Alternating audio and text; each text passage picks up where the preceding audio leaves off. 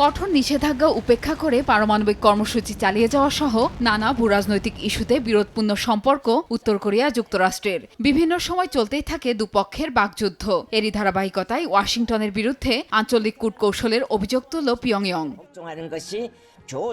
Kim প্রশাসনের দাবি, উত্তর কোরিয়ার বিরুদ্ধে মানবাধিকারকে রাজনৈতিক হাতিয়ার হিসেবে ব্যবহার করছে যুক্তরাষ্ট্র। একে রাজনৈতিক উস্কানি এবং ষড়যন্ত্র আখ্যা দিয়েছে কিম প্রশাসন। ওয়াশিংটনের এমন শত্রুতামূলক কর্মকাণ্ডের বিরুদ্ধে সার্বভৌমত্ব রক্ষায় পিয়ংইয়ং প্রয়োজনে চূড়ান্ত সিদ্ধান্ত নেবে বলে হুঁশিয়ারি দেশটির।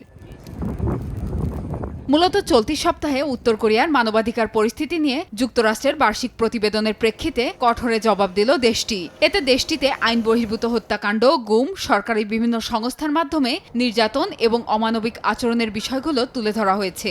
বিকাশে কম খরচে ক্যাশ আউটের লিমিট বেড়ে 50,000, প্রিয় এজেন্টও 2টা। এদিন পিয়ংইয়ংয়ের ক্ষেপণাস্ত্র পরীক্ষা বন্ধ করতে যুক্তরাষ্ট্রের আহ্বানেরও নিন্দা জানায় উত্তর কোরিয়া। নিজেদের নিরাপত্তা নিশ্চিতে পরিকল্পনা অনুযায়ী সক্ষমতা বৃদ্ধির মিশন অব্যাহত রাখার অঙ্গীকারও কিম প্রশাসনের। প্রিয়াঙ্কা চক্রবর্তী, সময় সংবাদ।